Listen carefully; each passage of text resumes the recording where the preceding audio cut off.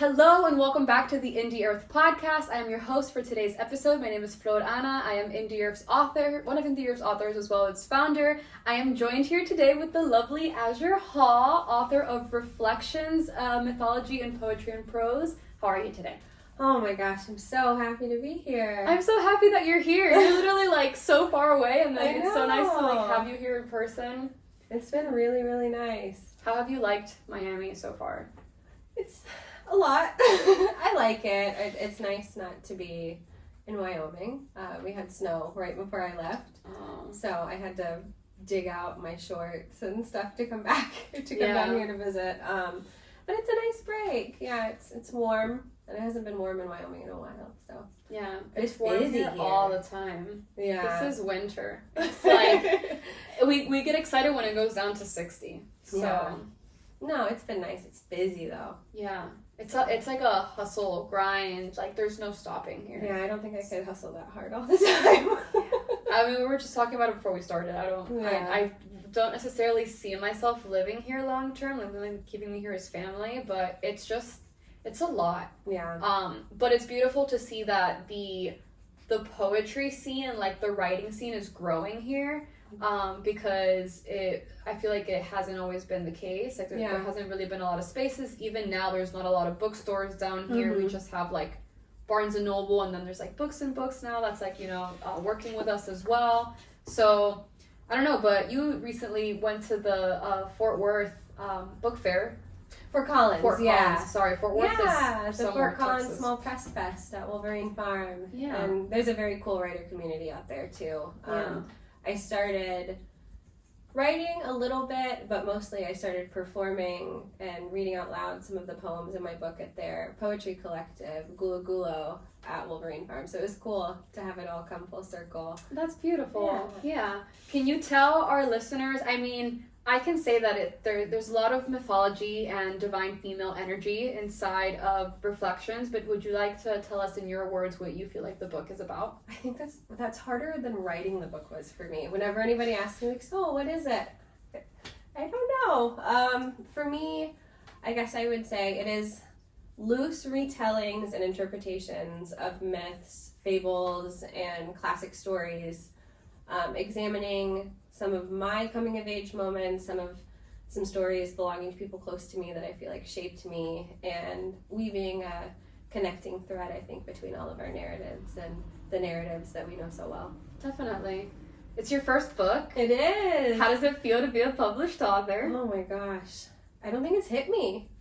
Like, people will ask me about it or message me on Facebook and tell me, oh, my book's shipping on Friday. And I'm like, oh, what book? And then, your book. And I think I just keep forgetting. Because the writing process was so long.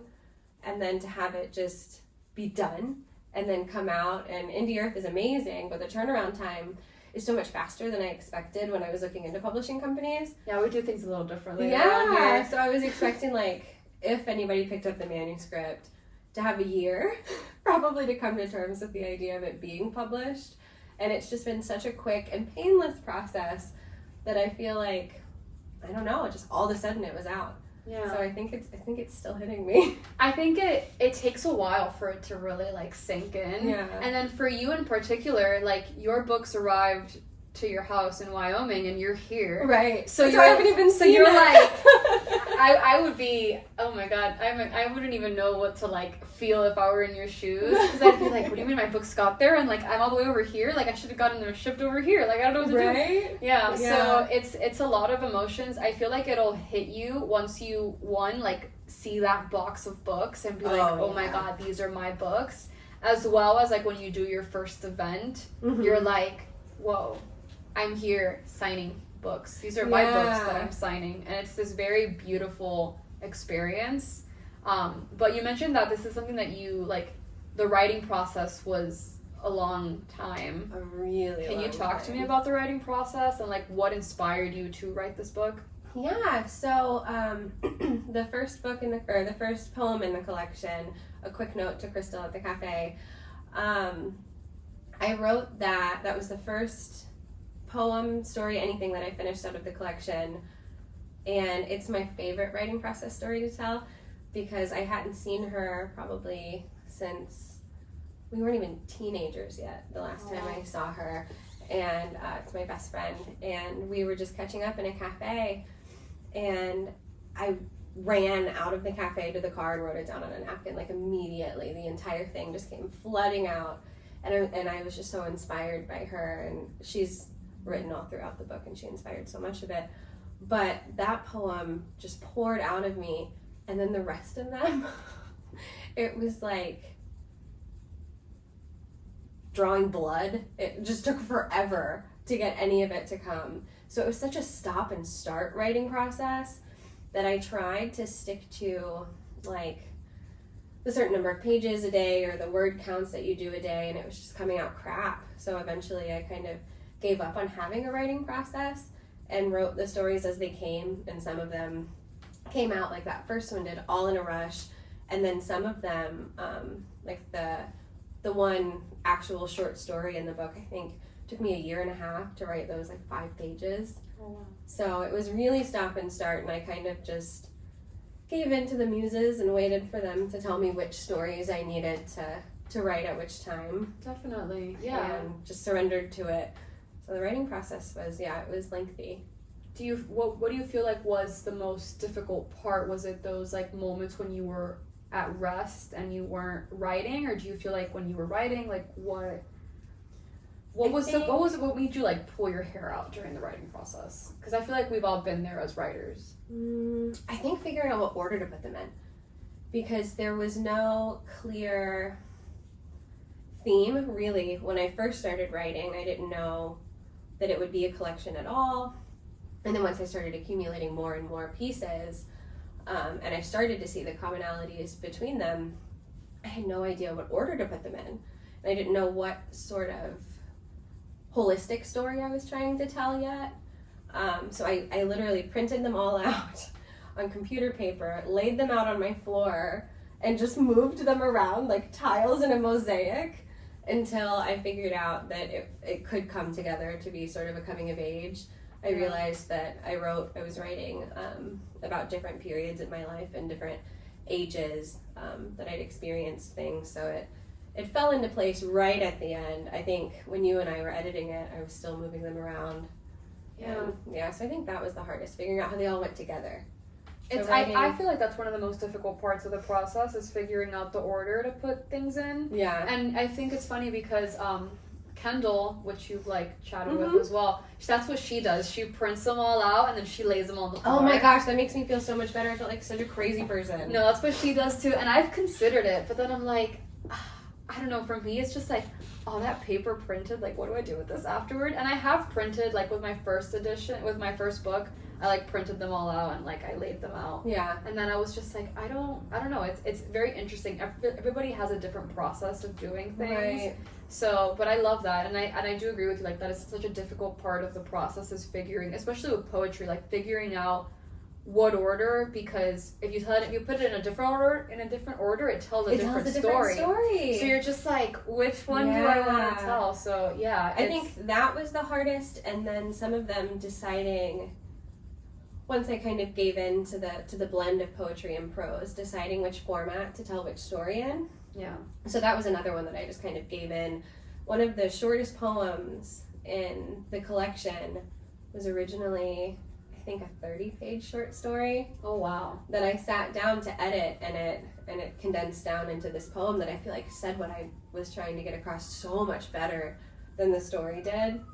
So yeah, I think figuring out which way I wanted to tell it and in which order I wanted to tell them all. Yeah, that's definitely probably the hardest part, but also the most rewarding. Like, it felt like a puzzle when it finally fell into place. Yeah, absolutely. Yeah, I feel like with your book in particular too, like it does feel like stories and prose, and like you there's so much like meat to what you're saying, and there's so much breadth, and you write so descriptive. I love your book. For anybody listening, like I will tell everybody, I'll shout it off the rooftops. Like Reflections, one of my favorite poetry books of all time. Not because I helped you work on it, but because like even if you hadn't published with Indie Earth, and I somehow and it got published and I stumbled upon your book, like it would still be one of my favorites, because you write with so much heart, and like there's so much divinity, and I love mythology as well, so there's so much of that in there, and I feel like it all resonates in a way, especially as a woman. Like I was able to see so much that just like reflected and all these different things. So mythology is obviously something that really much inspires you. Absolutely. Classic literature, you know, the classic tales, you know, folk tales, all these things. How do you feel like all of that inspired you to write this book? I think a lot of it started with conversations and sharing experiences. Gosh, the things that were going on when I started writing this book, it was like fresh out of COVID quarantine. I was going through a divorce. I was coming to terms with my sexuality. I was raising my daughter. I had just moved back to the United States for the first time in almost 5 years. I'd been overseas, and I moved to Wyoming, of all places. And I felt so out of touch, and so many emotional changes were happening. And I would confide in friends, thinking that I was having this completely singular experience and that no one could possibly have ever felt the way that I was feeling while I was going through these things. And so many of my friends could express my feelings almost better than I could. And finding that connection in the life experiences that we had, even that first poem that I wrote after talking with Crystal in the cafe, was because we sat there and made road maps of our lives and saw how even miles apart with no contact, we had been walking almost parallel roads with each other all of this time. And so starting to think about how we were all connected and how many shared stories women have had, and how not just the women that I know, but the women that have inspired me and the women that have been written about. And I think, I mean, they say like a tale as old as time, but so many of them were. Yeah. And so just finding those examples, I think, in mythology, and I was always a big reader. I was an English major, so books explained a lot of things to me and helped me formulate my own ideas and my identity, and thinking through these women that shaped me and so often didn't have a voice, I think. So we were all talking about what we were going through, and then it was sort of an effort to give a voice to some of the voiceless. Yeah, I love that. And I mean, your writing has inspired my writing as well. Like I've been writing, I wrote like the poem in my upcoming book, Pathos Sonnet. Mm-hmm. Like I wrote that in inspiration from you, and like all the things that you've written. And I don't know, it's beautiful. I think that there's a lot of that female connection and that like divine feminine power, just sparkled and glittered and woven into the pages of reflections. And so how do you feel like your book will help other women to either find themselves in those stories, or to just like realize that, you know, they're not alone in what they're feeling? Oh my gosh, I hope it helps. It's still, as much as it's hard for me to imagine that the book is out and that I wrote it, it's even harder, I think, for me still, even after all of these beautiful conversations that I've had with friends and friends who've read some of the stories and told me that things resonate with them, to let go of that. Like, is anybody gonna care that I got a divorce? Like, is anybody gonna care that I decided that being a mom was hard? And all of these things that just feel so obviously personal to me, that I felt like I needed to write to really work through. The idea of anybody relating to them has been so much more of a shock to me, I think, than I could have expected it would be. Just that anybody would find themselves in someone else's experience, and so much as I found myself in other people's. So I hope that it helps people feel a little bit less alone in their feelings, and if not, maybe inspire them to write their own experiences. If what I'm saying completely doesn't relate to you, then show me your version of it, you know? Yeah. I think it would be nice, like you said, to have, I love the way that writing can inspire other people's artwork, and it's almost like a conversation that's flowing. Yeah. So if my words don't do it for you, then send me yours, because I would love to read them. Yeah, and it's just so healing, honestly. Like, not only is, I mean, as a writer myself, like, writing is such a healing process. Right. Like, the reason my first book is even out in the world is because I needed to heal through a lot of different things, my own coming of age and figuring out who I was and what I wanted to do for my career, and,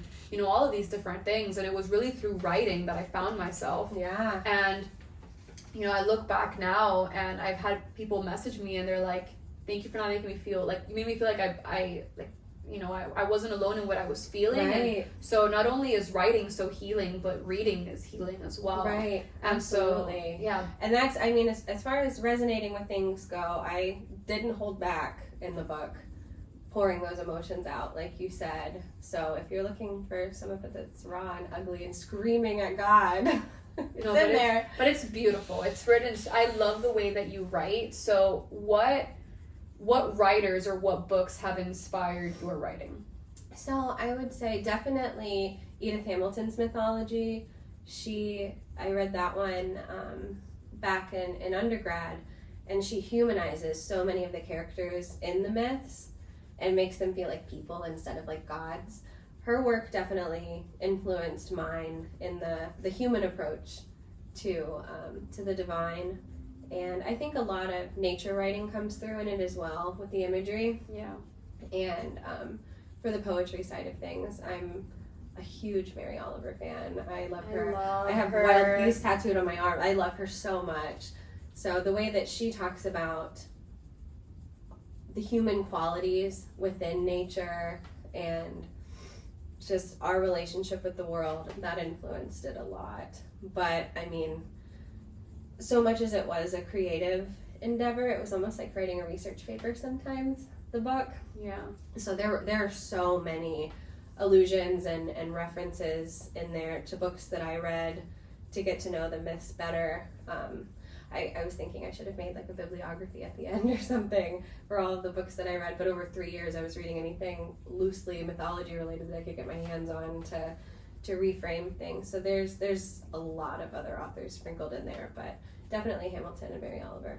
Yeah. Do you feel like there's any goddess or god or myth that like you always gravitate towards, that you always find yourself like thinking back on, that you really feel like pulls at you?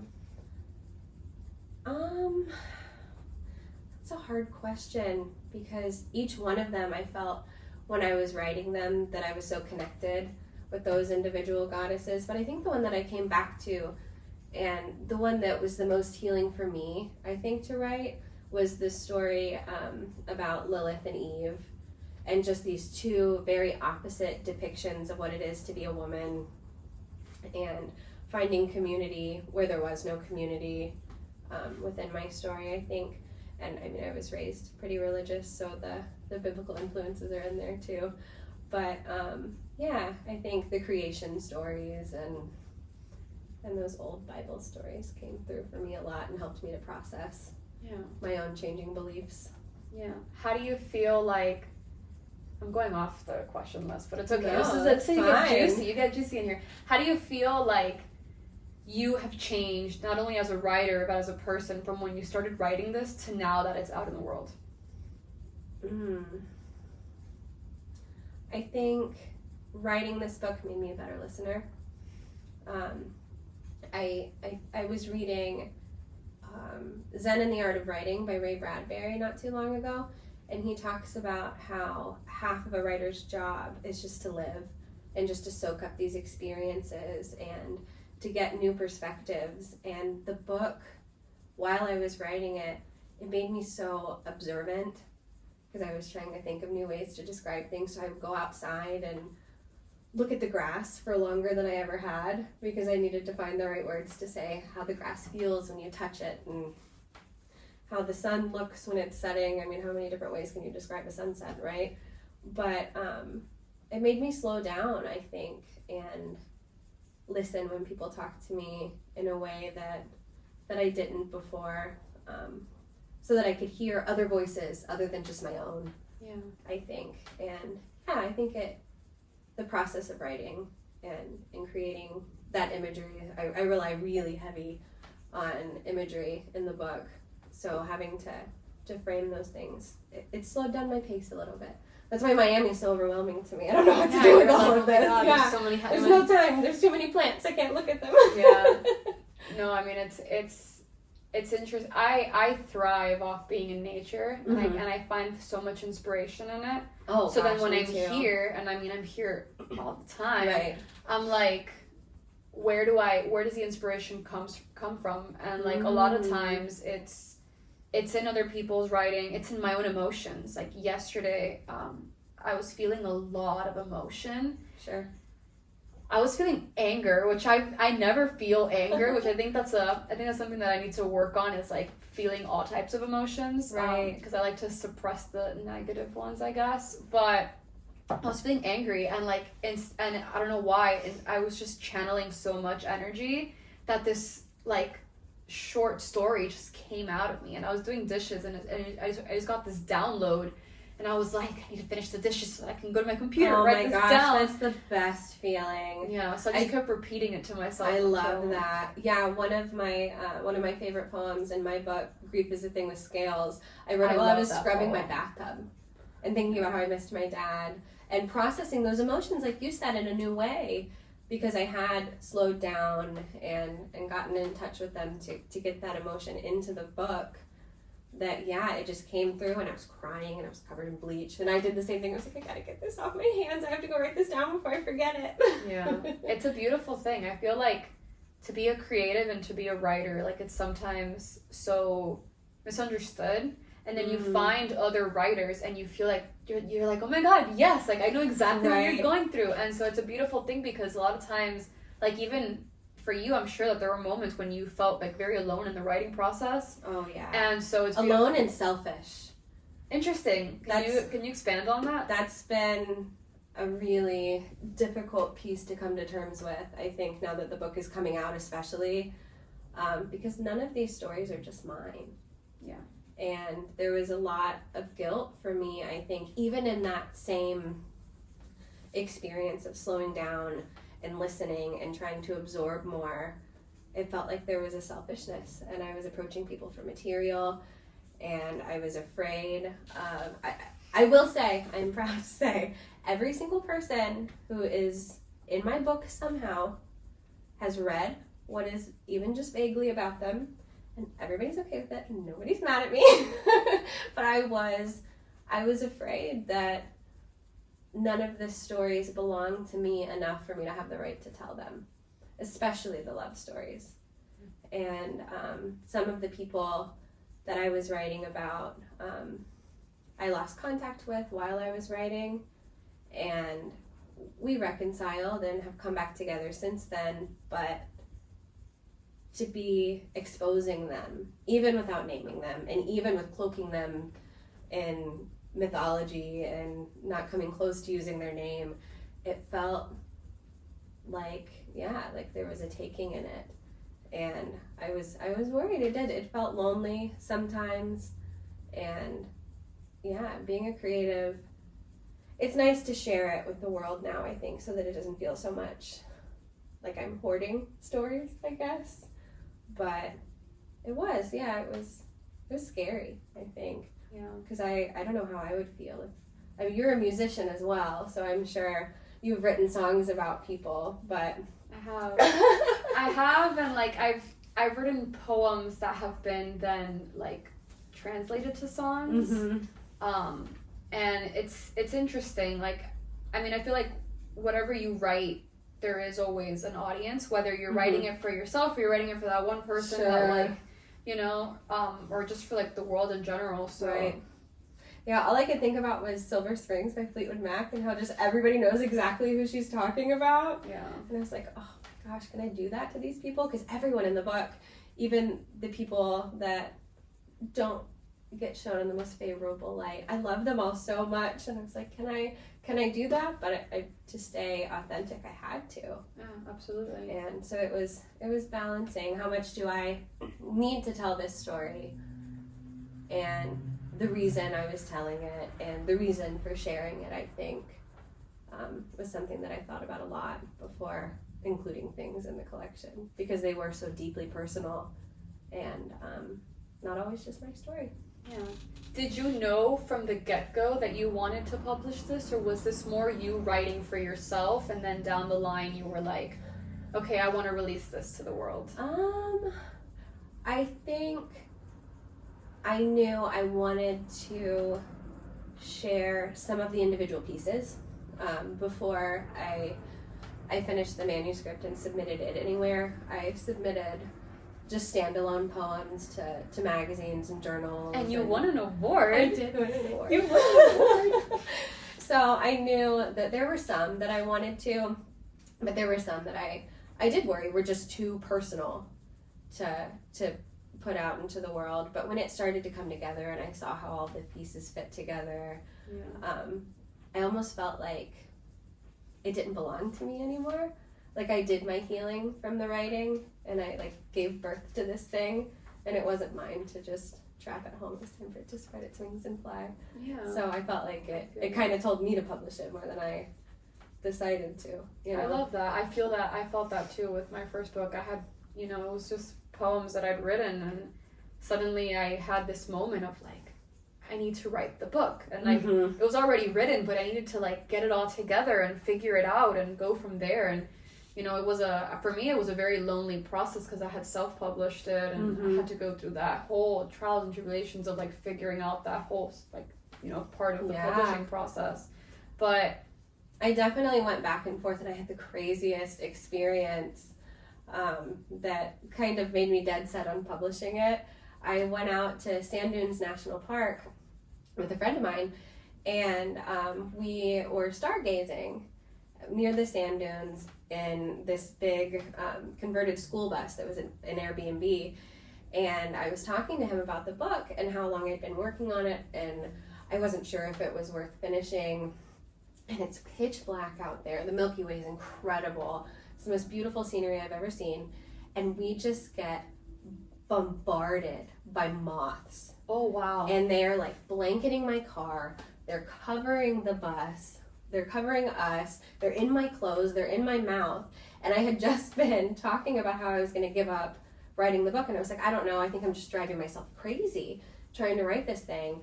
And he told me, he was like, well, I think it's really important that you finish it. And I was like, I don't know. I think I need to step away from it for a little while. And it was like this biblical plague of moths.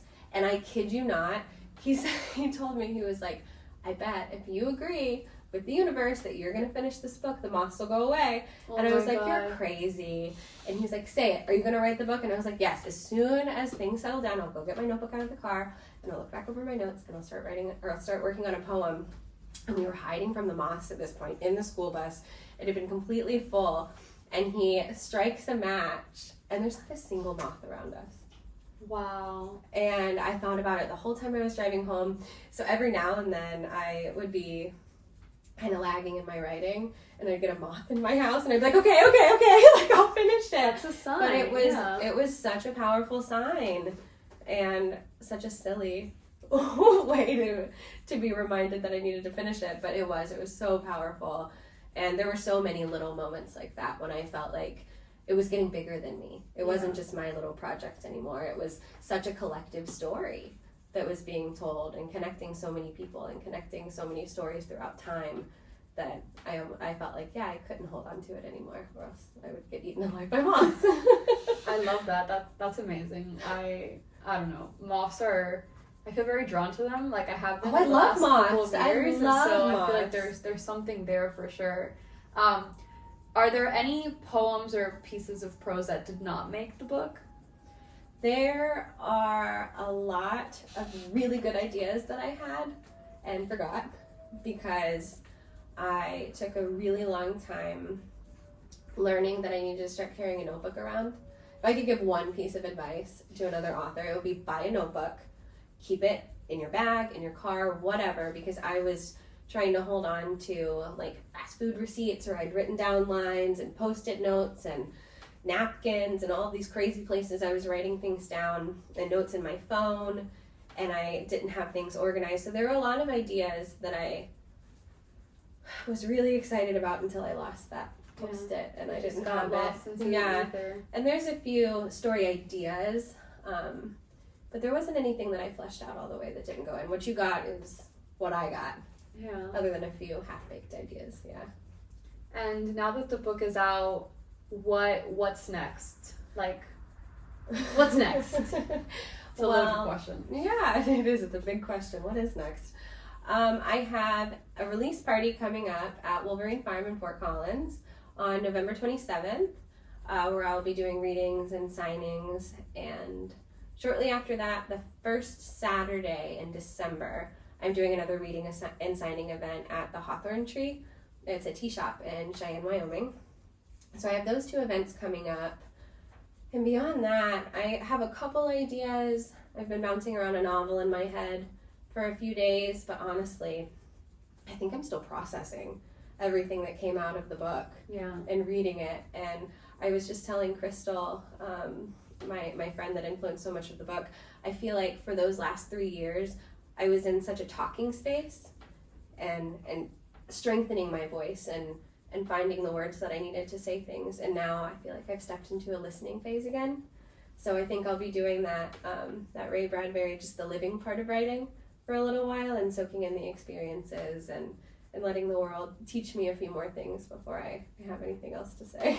I love that. And if there's any information that you can share with me, registration links or anything like that for the 2 events, let me know. Absolutely. And I'll put them in the description of the Absolutely. They episode. both have events on Facebook, but I can send you links to the 2 businesses so they have their calendars. There's no registration and they're both free and open to the public. Sweet. But there's no tickets or anything like that. No worries. I always just ask that way, like, because I like to put the information in the description of the episode. Absolutely. So like that way people can, like, they'll be able to order the book in the description. They'll be able to follow you on social media as well. So all of those little things. I was gonna say something and now it has slipped out of my. You gotta get a notebook and write that down. I carry notebooks with me all the time. I have 2 in my bag right now. I have 1 in my car. I have learned to carry notebooks because there's so much that sometimes sometimes it's nice to have just like pen and paper rather than just like paying out your phone or your computer. Absolutely. It's just you use a different part of your creativity, I feel. I agree. Yeah. I hand wrote some of it and I would type some of it. And there's definitely a different experience handwriting it. Yeah. But I love that you said that you're going to live for a while and like experience. It feels like such a conversation with the world. Yeah. And so I did my talking with the book and now I'm ready to listen. And I can't wait to hear what people think about it and their interpretations of it. Because it is so personal, but it's also so universal. Yeah. These 100%. Experiences. So yeah, I'll just be listening for a little while. I love that because a lot of times, especially like here, Miami's such a hustle and grind culture. Mm-hmm. And I feel it sometimes where I'm like, I should be writing all the time. And it's like, you need to write. And it's like, no, you need to have moments of like not writing so you can be inspired to write. Absolutely. Yeah. Absolutely. Yeah. Well, I know that you gave us the advice for the journals, but if you had any advice for any aspiring authors or writers, what would it be? Buy a notebook. That's definitely the big one. But if you have a story in you that feels like it has to come out, it probably does. Because if you don't get it out through writing, it's going to come out somewhere else. And I just kept having the same conversations over and over and over again that turned into these poems. And so it was so obvious to me that there was something in there. So if you feel like you have a story, you're not crazy, you just need to tell it. Because I felt a little crazy sometimes. But I think we all have a story to tell. So absolutely. Aspiring writer or not, I think. Yeah. Tell your story. In whatever way you want, whether that's writing or music. I feel like we all have a soul, and every soul has a story or multiple stories to tell. So absolutely. Yeah. But I love your book. Oh my gosh. Genuinely. Thank you so much. I was telling you, like, I've been like spreading the word, spreading the fires of your writing to people because I feel like it's so powerful, everything that you've written, and it's, like you said, it's so universal yet so personal. And that beautiful dichotomy of that, I feel like will resonate with a lot of people because they'll be able to see themselves. And then a lot of people just, I feel like, love mythology, and so they'll be able absolutely. To see a different perspective of these stories that they've grown up with and all of these different things. So I don't know, I'm excited for you to get feedback and for the book to be out longer, because I know that first period of time when like the book comes out and it's your debut, it's kind of like this, whoa, what did I do? And this kind of like this silence. Absolutely. And then you start seeing like, it's like a tsunami where like the water resides and then it kind of just... And then it floods. Yeah. So that's kind of what I feel like. I'm excited for you to experience that and see that, because your words have so much power in them. Thank you so much. Yeah. I genuinely love your book. Like, from the bottom of my heart. Oh, that means it's so one of my much favorite to me. poetry collections of all time. It Like, was really, really fun to write. So I hope it's fun for everybody to read. Yeah. Do you have anything else you would want to share with our listeners before we tune off? What is the word? I don't know. Sign off?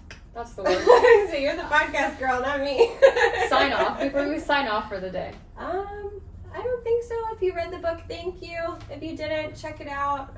Flor, thank you so much for giving me this opportunity to talk with you and to write the book and to get it out into the world. Yeah, thank you for being here. I was like, I'm gonna hug her when I see her, because you know. I know, I ran out the door. I couldn't even wait for you to come knock. I was like, oh, I see her. Yeah, it's amazing. It's been an amazing honor and pleasure to get to know you and work with you. Thank you so much. I'm so serious. It's been honestly an honor just to be able to speak with and work with such a talented writer. That's really what you are, and like you can see that English major in there. And I nerded out hardcore. I love that because I was an English minor. So, I mean, I felt that, you know, that love for literature, it flows through your writing and it's like in the crevices of the words. And I love that. Oh, thank you. Yeah. But for our listeners, once again, this is Azure Hal, author of Reflections of Mythology and Poetry and Prose. The book is out everywhere now. I'll be leaving the links that are necessary for the events in the description of the episode. Thank you all so much for listening. Thank you, Azure, for being here with me. Thank you. And we'll see you guys next time.